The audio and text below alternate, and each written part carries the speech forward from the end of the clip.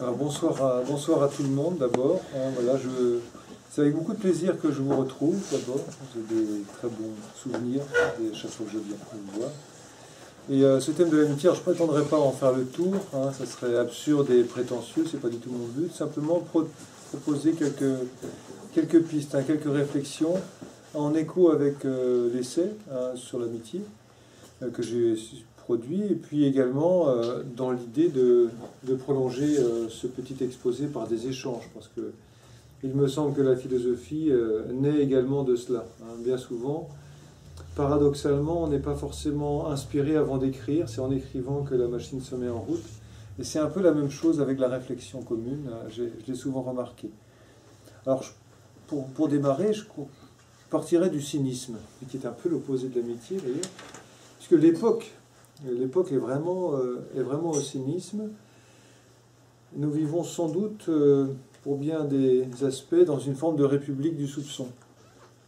Aujourd'hui, j'ai remarqué que, et c'est assez pitoyable au fond, les échanges humains sont de plus en plus violents.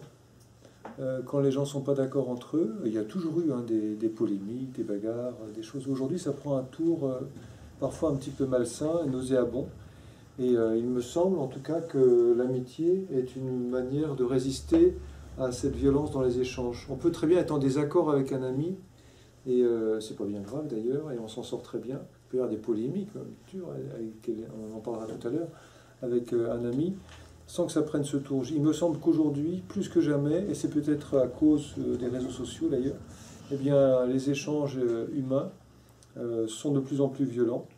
Parallèlement à ça, depuis plusieurs générations, on a une forme de mise en question presque systématique des idéaux. On arrive à ce qu'on appelle une forme d'aquabonisme militant. Voilà.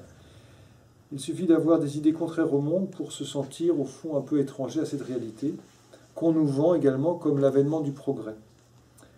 Il me semble que l'amitié résiste aux déconstructions, à ces trois déconstructions que sont la violence, l'aquabonisme, le cynisme, à quoi bon au fond, tel ou tel idéal, et également cette forme de progrès, de course en avant effrénée, qu'on nous vend comme un progrès et qui me semble à peu près le contraire.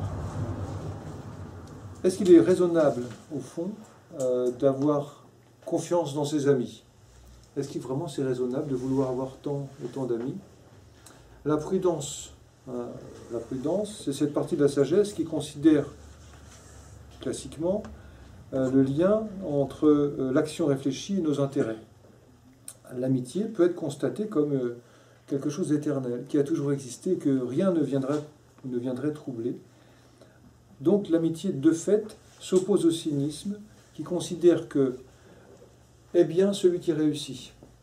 Le raisonnement du cynique, si je pouvais le présenter comme ça, c'est « j'ai raison parce que j'ai gagné ». Fondamentalement, dans l'amitié, on a quelque chose de gratuit et qui résiste aux intérêts.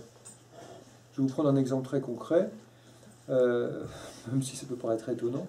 Le meilleur compliment qu'on puisse faire à un ami, c'est de dire que vraiment, avec ce que tu es, ce que tu racontes ne m'intéresse pas beaucoup, tu m'ennuies de temps en temps, tu as tel ou tel défaut, vraiment je me demande ce que je fais avec toi, j'ai aucune raison d'être ton ami. En fait, c'est un éloge, en réalité. Parce que l'amitié ne repose pas sur un intérêt réfléchi.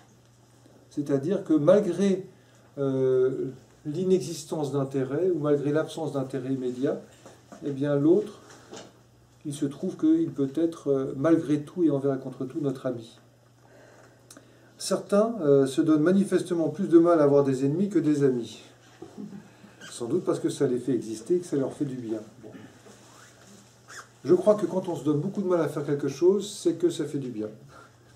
Alors il n'y a pas de mal à se faire du bien, c'est sûr. On n'a pas à s'imposer des lubies ou à imposer des lubies à des congénères. Mais il se trouve que se sentir exister en clivant, se sentir exister en se fabriquant des ennemis, aujourd'hui c'est malheureusement le cas souvent aussi, y compris dans les réseaux sociaux, où certains polémistes malheureusement célèbres passent leur vie à cliver. Il me semble que c'est à peu près l'opposé de la démarche positive de l'amitié. C'est-à-dire que aujourd'hui, hein, je crois qu'on pourrait mesurer le degré de sagesse à la faculté de rassembler les gens, et pas à la capacité de les diviser. C'est une idée très simple, c'est pas une idée neuve, ça n'a rien de neuf, hein, mais c'est une idée qui n'est plus du tout à la mode. Vous allez voir, on va en sortir quelques-unes des idées qui sont plus à la mode et qui me semblent importantes de retrouver aujourd'hui. Dans la vie, on a malheureusement peu de grands et de vrais amis.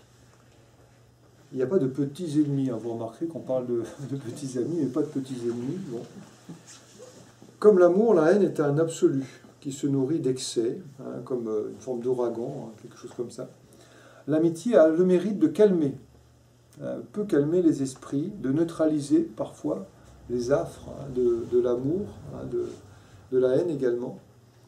Ne jamais oublier qu'un bon ami qui nous rappelle, qui nous appelle, c'est une sorte de soleil dans l'existence. C'est précieux, c'est banal, et on a tendance à considérer cela comme une forme de dû. On oublie que c'est quelque chose de magique et d'exceptionnel, en fait. On se rend compte malheureusement trop souvent que les amis sont précieux au moment où, eh bien, justement, ou dans l'amour ou dans la vie, on traverse quelque chose de très difficile. Refuser le cynisme, sourire au fond de soi, n'interdit pas la prudence, n'interdit pas la méfiance. Je pense à cette phrase de Spinoza qui écrivait « L'homme sage qui vit au milieu d'ignorants s'applique autant qu'il peut à éviter leurs bienfaits. » J'ai toujours trouvé qu'il y a une forme de... je la reprends. « L'homme sage qui vit au milieu d'ignorants s'applique autant qu'il peut à éviter leurs bienfaits. » Baruch Spinoza donc écrivait cela. Donc les amis peuvent faire du mal en voulant du bien, en voulant faire du bien. Donc l'essentiel est d'apprendre à distinguer le plaisir qu'on donne et le bien qu'on fait. On peut croire, ou on peut confondre d'ailleurs, faire plaisir et faire du bien. Et il peut arriver qu'un ami qui nous veut vraiment du bien, par définition, sur le coup nous fasse un peu souffrir. Voilà. Ou en tout cas, nous fasse pas plaisir. Faire du bien et faire plaisir, c'est différent. C'est vrai que les sucreries font plaisir à un enfant, en excès, bien sûr, elles ne lui font pas du bien. C'est une métaphore de l'existence, hein. C'est vrai de beaucoup de choses. Et sans vouloir faire du mal, ni même sans produire vraiment quelque chose de néfaste, on passe beaucoup de temps à supporter, d'ailleurs, eh bien, des gens qui veulent nous faire plaisir et qui nous font du mal à court ou à moyen terme. Alors, sans jouer les êtres supérieurs, sans se faire voler un petit bout de notre propre vie, parce que Chateaubriand nommait ainsi roule torrent de l'inutilité. Bon. Alors personnellement, je crois seulement à ce petit diable qui est l'ennui. Eh bien, dans l'amitié, bizarrement, on supporte l'ennui. C'est-à-dire qu'avec un véritable ami, eh bien, on supporte le silence, qui n'est pas forcément l'ennui d'ailleurs, mais on ne reproche pas à un ami de ne rien dire, ou de trop parler. Parce qu'il y a des amis qui parlent tout le temps, hein, c'est vrai. Hein. Il y en a, bon voilà, mais on ne reproche pas cela. Même l'ennui, même une blague pas drôle, hein, même un humour raté, ça ne nous culpabilise pas avec un véritable ami, parce qu'il y a quelque chose en plus, hein, qu'on essaiera de croiser tout à l'heure. Alors j'aimerais évoquer, à partir de ce petit préambule, ce que j'appelle la spiritualité de l'amitié. Alors le mot spirituel, il est très chargé de sens. Il peut avoir un sens religieux, et il peut avoir le sens, et c'est celui que je prends moi, de simplement non matérialiste. En philosophie, on distingue ce qui est spiritualiste et ce qui est matérialiste, tout simplement. Donc, quand on est spiritualiste, on n'est pas forcément religieux au sens classique, c'est pas du tout ça. Simplement, on considère que la matière toute seule n'est pas capable de donner un sens à l'existence. Elle lui donne ses lois, mais pas son sens. Donc, si je prends comme exemple l'amitié, hein, puisque c'est de ça dont il s'agit ici, il me semble que les plus grands esprits ont considéré qu'il y a une forme de vérité dans l'amitié. Je citerai Cicéron. « Ceux qui retranchent de la vie l'amitié semblent retirer le soleil au monde, car nous n'avons rien reçu de meilleur des dieux immortels, rien de plus délicieux. Il y a dans l'amitié une forme de douceur. » Voilà. Moi, c'est là-dessus que j'aimerais insister, qui tranche avec la violence, qui tranche avec le rythme effréné du quotidien, qui nous rappelle sans cesse à l'ordre, c'est-à-dire à une forme d'injonction de performance. Eh bien, dans l'amitié, il n'y a pas cette injonction de performance. sauf les tout petites, 6-7 ans, qui font des classements. C'est ma meilleure amie, c'est mon deuxième meilleur ami, c'est ma troisième meilleure amie. Bon, bah, c'est rigolo d'ailleurs. Je ne sais pas d'où ils prennent ça, mais ils font tous quelque chose comme ça. Sauf des adultes, j'ai envie de dire, qui sont dans l'erreur, qui vont considérer qu'avoir 325 amis, c'est très important, et avoir 850, c'est encore mieux, etc. On verra tout à l'heure que ça n'a pas de sens. L'amitié, il y a quelque chose qui résiste donc à cette injonction de performance et qui me semble précieux et pas nouveau. Cicéron ajoute, quant à la valeur des différentes choses, la plupart des hommes varient dans l'estimation qu'ils en ont. Pour l'amitié, tous sont du même avis. N'est-il pas insensé que ceux auxquels la richesse procure une grande influence, le pouvoir et ses avantages, tous les dons que l'argent confère, chevaux, esclaves, riches, ajustements, vases précieux, ne puissent, par elles, obtenir des amis, la plus précieuse et la plus belle parure de la vie. Et pourtant, ajoute-t-il, enfin, donc, chaque homme peut dire combien il a de chèvres ou de moutons, mais non combien il a d'amis. Alors, sans tout saisir de cette comparaison bizarre, hein, ce qu'il faudrait évidemment comprendre, c'est que on passe notre temps à considérer que l'important dans la vie est de savoir quantifier ce qui a un coût, par exemple, mais pas ce qui n'a pas de prix. Or, il est possible que l'amitié parfois nous coûte quelque chose, mais bizarrement, ça peut nous coûter quelque chose, mais pour autant, ça n'a pas de prix. C'est-à-dire que la valeur de l'amitié est entièrement qualitative. Dans le mordre d'idée, d'ailleurs, je pense qu'on met beaucoup de soin à choisir des objets, des animaux, l'achat d'une voiture, hein, d'un téléphone. Hein, tout ça, c'est rarement laissé au hasard. Beaucoup de calculs, beaucoup de stratégies, beaucoup de recherches, tout simplement parce que dans notre société, eh bien, il est difficile d'échapper à l'injonction de la possession. Hein. Je possède, donc je suis. Je suis ce que je possède, donc plus je peux montrer ce que j'ai, plus j'ai le sentiment d'exister, dans les regards de ceux, hein, au fond, qui voudront bien m'accorder leur admiration. Bon. Tout ça, ce n'est pas... moi, je ne le diabolise pas. Hein. Sans nous en rendre compte, on affiche ainsi quelque chose qui pourrait être de l'ordre de la quantité qui nous ferait exister. Il me semble qu'on confond l'être et l'avoir. Or, l'amitié est du côté de l'être. L'amitié est une relation ontologique à l'autre et non pas une relation de possession. Quand on dit « j'ai des amis », le verbe « avoir », il est en fait probablement bizarrement utilisé. Parce que c'est une relation à l'autre particulière qui existe dans l'amitié.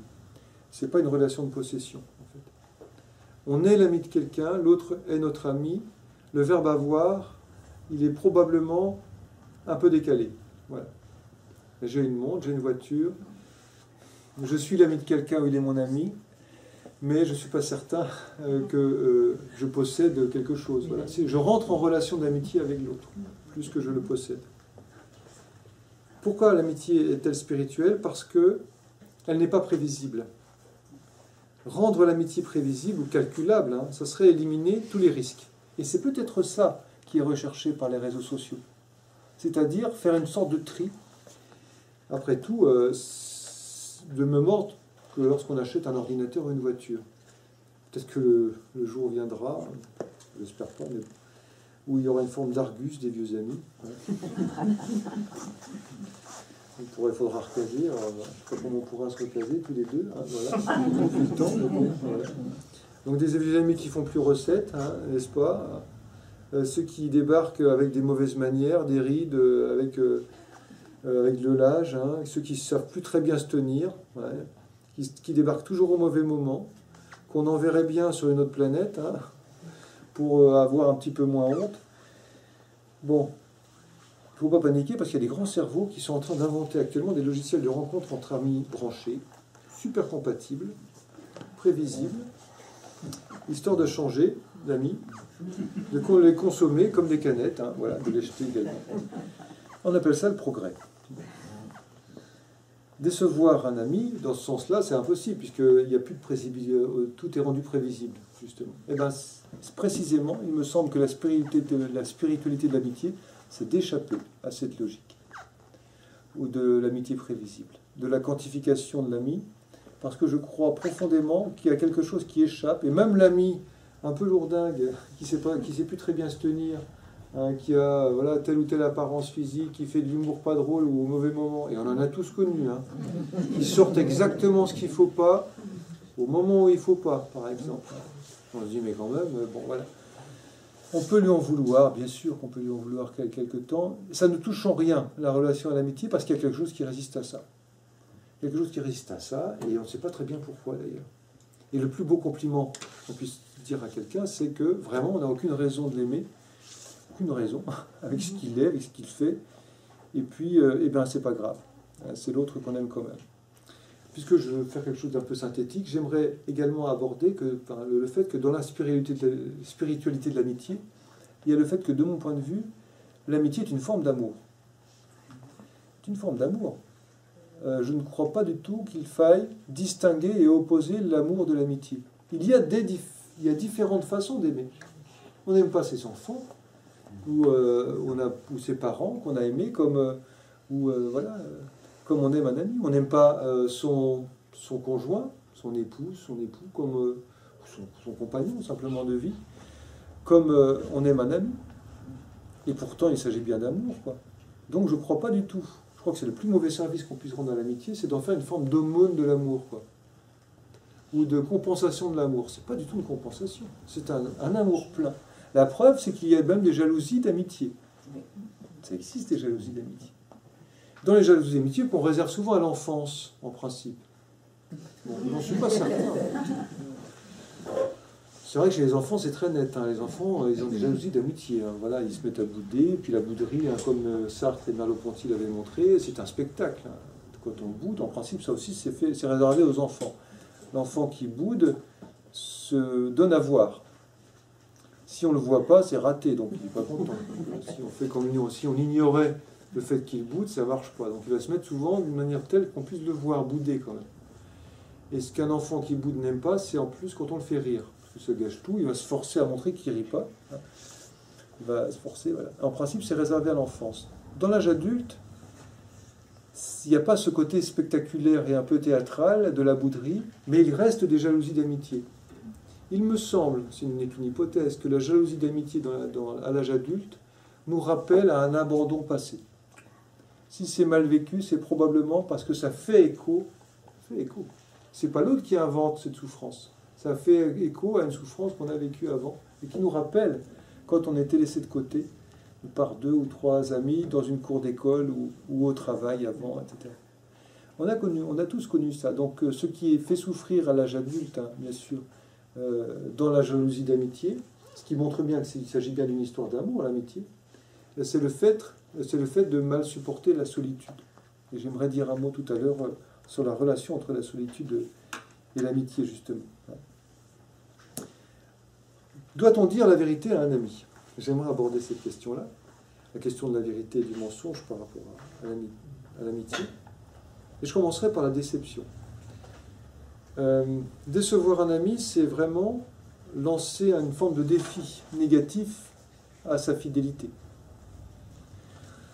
C'est parier sur le fait que malgré cela, eh bien, il restera notre ami. Je crois qu'il n'y a pas grand-chose de pire que la trahison d'un ami, parce que l'amitié repose sur ce que j'appellerais un pacte invisible.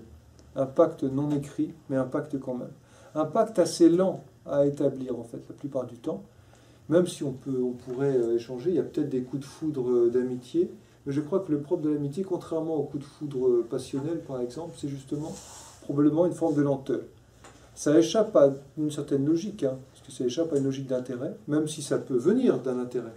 Il y a quelque chose de plus que l'intérêt dans l'amitié, et pourtant il y a un pacte invisible. Il n'y a pas de théorie, il n'y a pas de contrat dans l'amitié. Le lien se forge avec le temps, et souvent au cœur des choses les plus simples.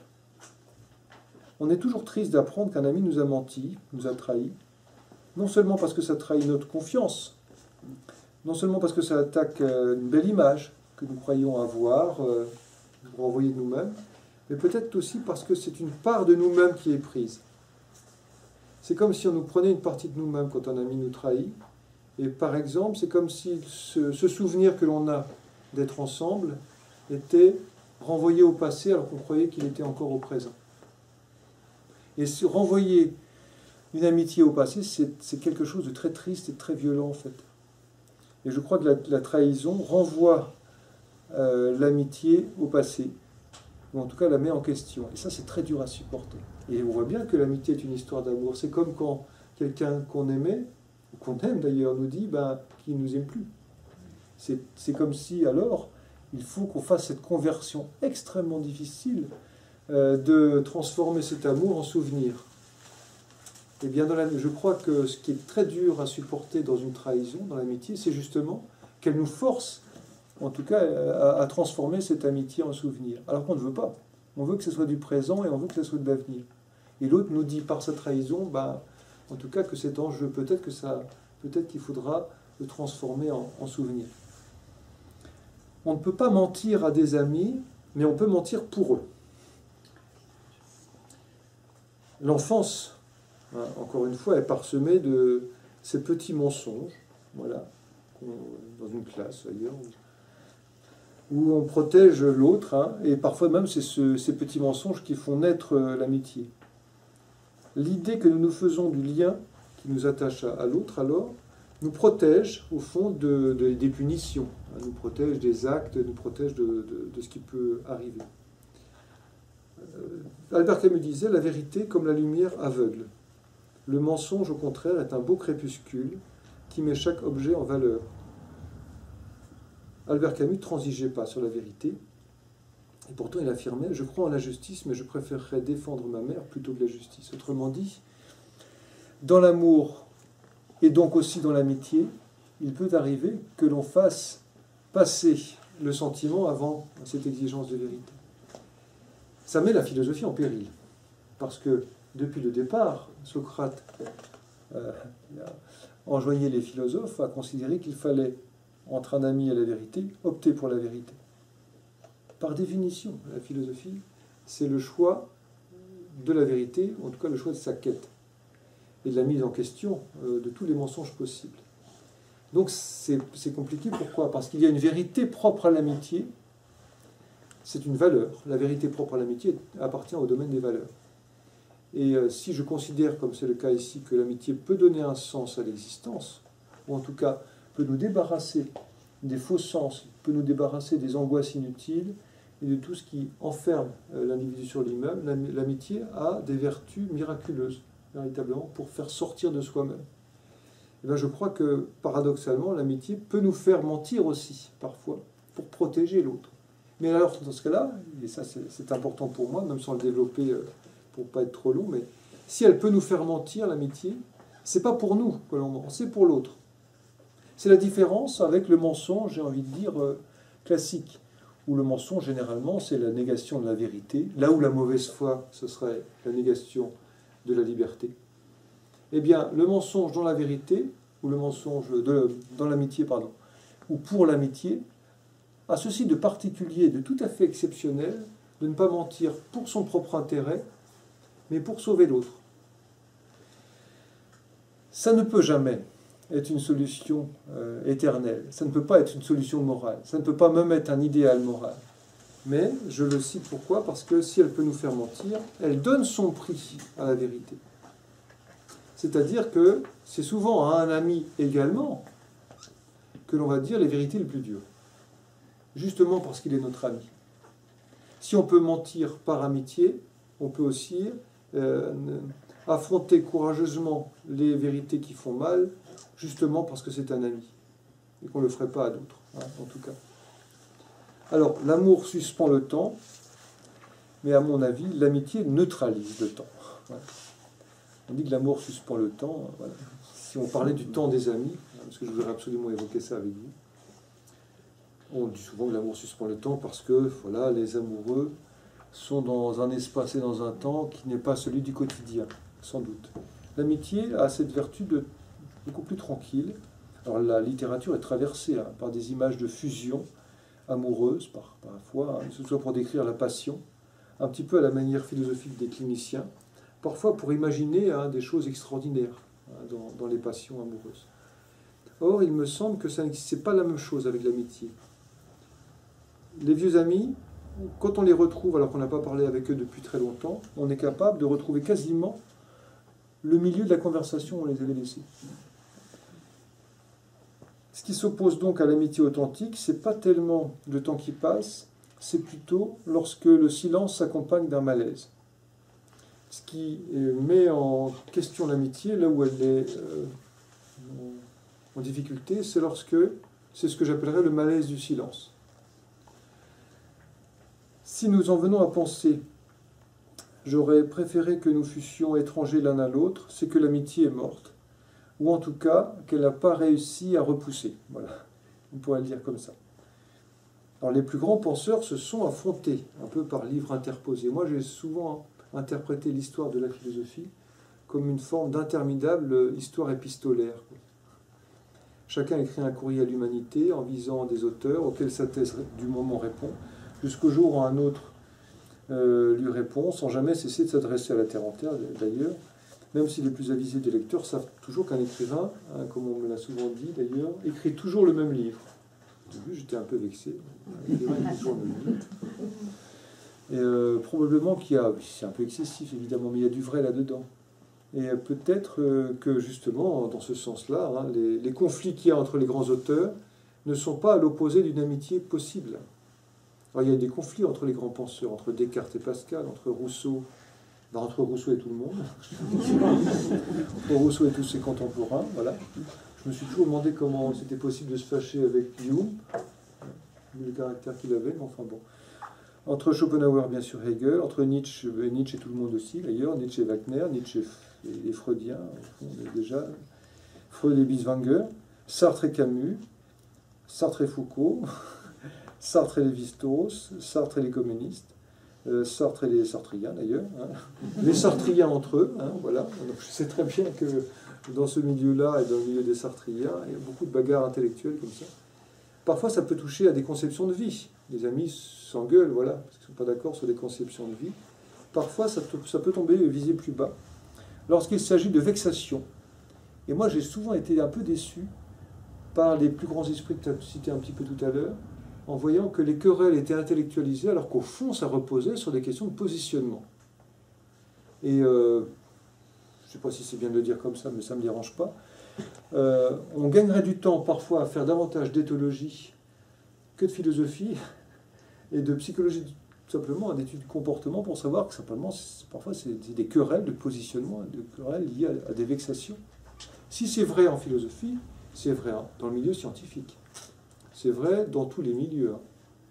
Et on se sert des grandes idées pour faire passer parfois des conflits qui relèvent simplement de querelles qui relèvent de vexation, par exemple.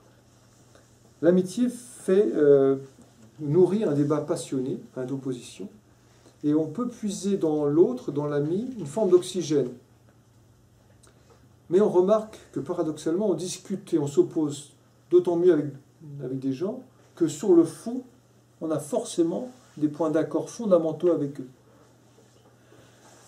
On ne s'oppose bien qu'avec des gens avec qui, au fond, on est d'accord, voilà. Ça peut paraître étonnant de dire ça, mais ça veut dire qu'on est d'accord sur l'essentiel, qui ne sera jamais dit. Et bien, ce non dit, c'est peut-être le sens de l'amitié. Il y a une amitié célèbre entre Einstein et Gödel, par exemple.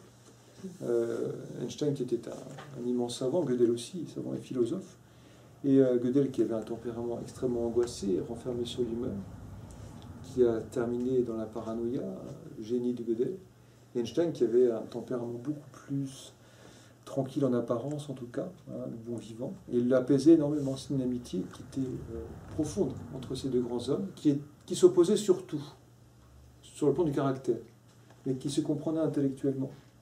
Peut-être qu'à ce niveau de pensée, de génie, il faut trouver son alter ego, ce qui est sans doute difficile. Et j'aimerais aborder un petit peu, avant de vous passer la parole et de continuer à échanger là-dessus, la célèbre définition de l'amitié de Montaigne. Je ne résiste pas au plaisir de vous relire ce passage entre Montaigne et la Boétie. Donc voilà ce qu'écrit Montaigne dans le livre 1, chapitre donc, 28 des Essais. Au demeurant, ce que nous appelons ordinairement amis et amitié, ce ne sont qu'accointances et familiarités nouées par quelque occasion, ou commodité par le moyen de laquelle nos âmes s'entretiennent. En l'amitié de quoi je parle, elles se mêlent et se confondent l'une en l'autre, d'un mélange si universel qu'elles effacent et ne retrouvent plus la couture qui les a jointes.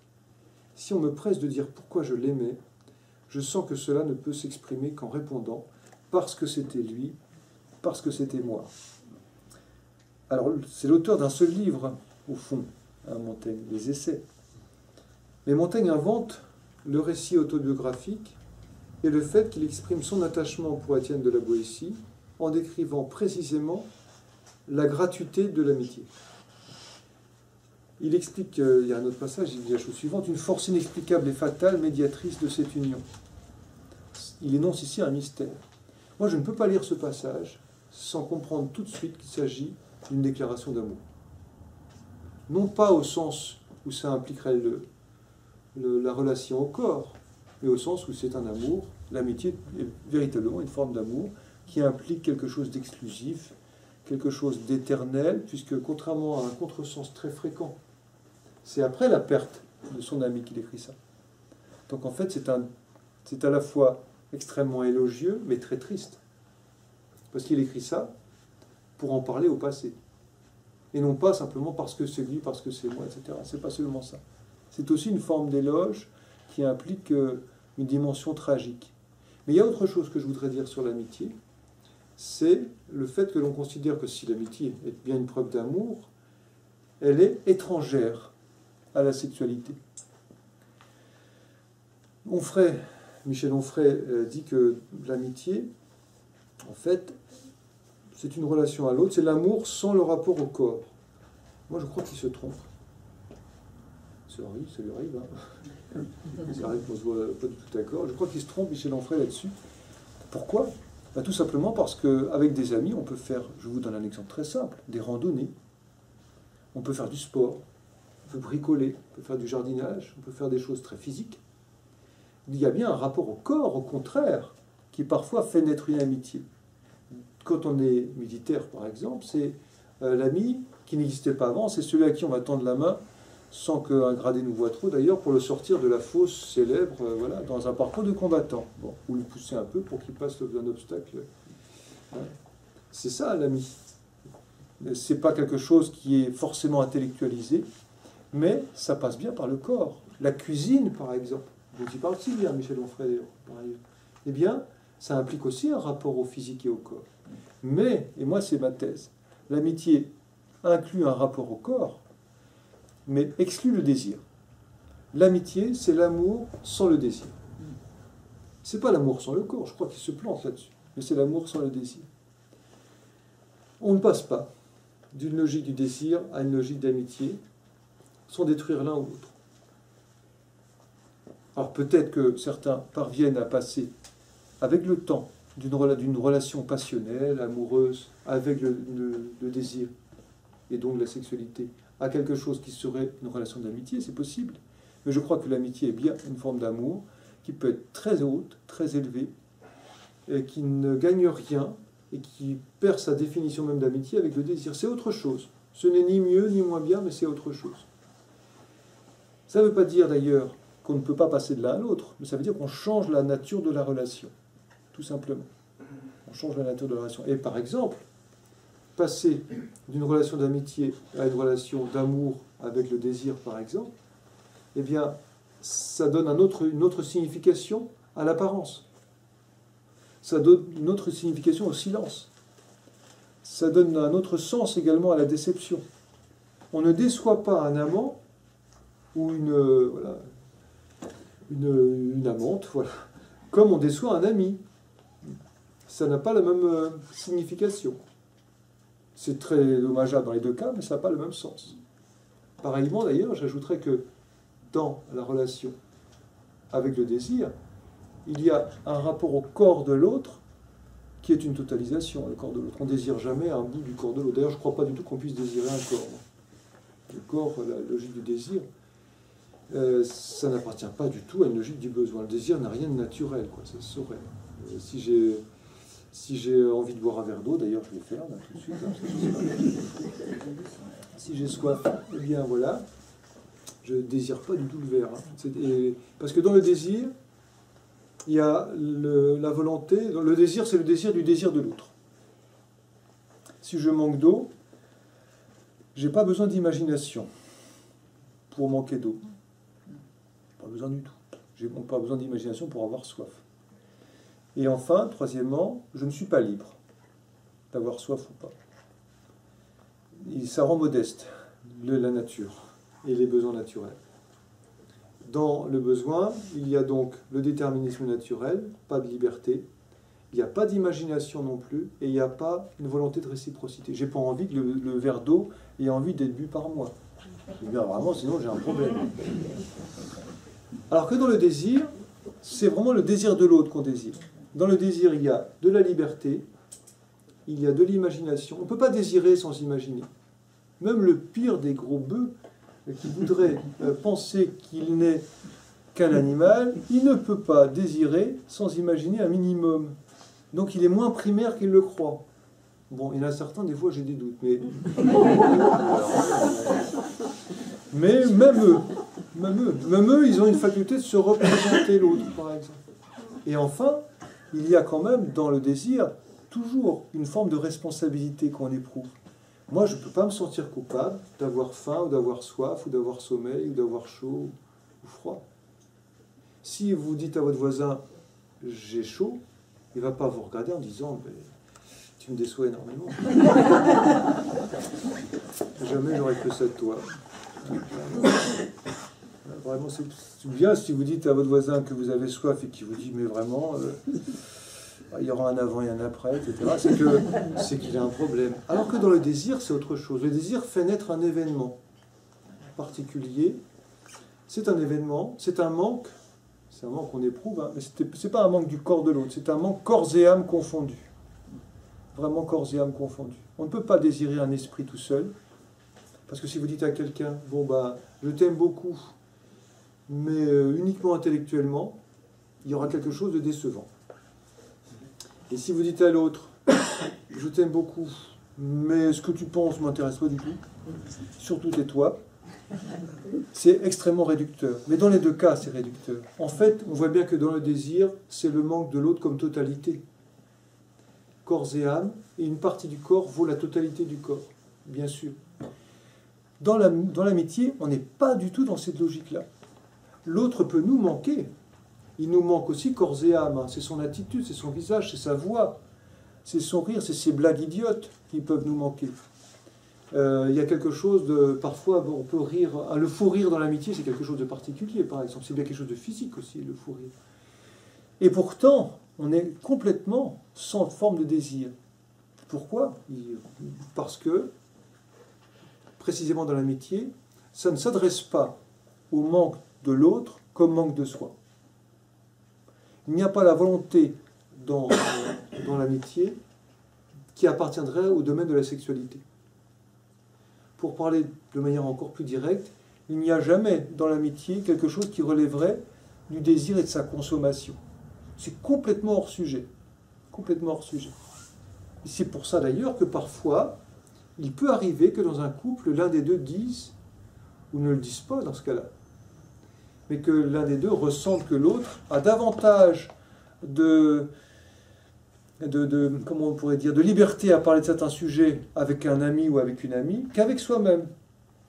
Parfois même avec quelqu'un qui serait d'une autre orientation sexuelle, qu'importe, qu'avec soi-même. Et on peut se sentir un peu vexé sur le coup, mais quand même. Bon.